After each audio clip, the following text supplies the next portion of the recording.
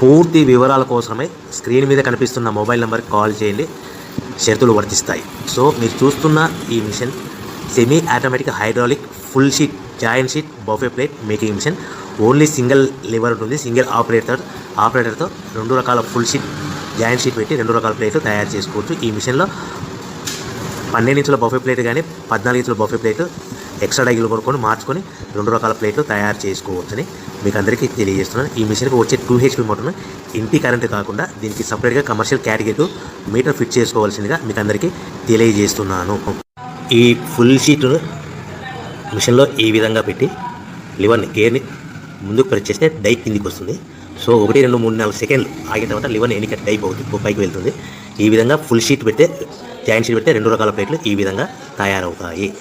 So మనకు only single gear single ఆపరేటర్తో మనం ఈ విధంగా షీట్ పెట్టి గేర్ని మళ్ళీ ముందుకు ప్రెస్ చేస్తే డై కిందికి వస్తుంది. 1 2 3 4 సెకండ్లు ఆగిన తర్వాత అదే లివర్ని వెనక్కంటే డై పైకి వెళ్తుంది. ఈ విధంగా ఫుల్ షీట్ పెట్టడం వల్ల 2 రకాల ప్లేట్లు తయారవుతాయి. సో ఈ మిషన్లో మనము గంటకి చేసే ఆపరేటర్ మీద ఆధారపడి ఉంటుంది.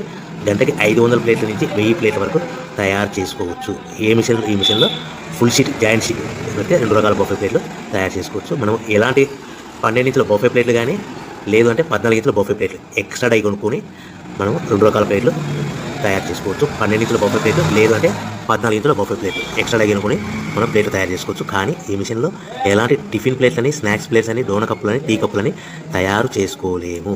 కేవలము బఫే ప్లేట్లు తయారు చేసుకోవచ్చని మీకు అందరికీ సలహా ఇస్తున్నాను.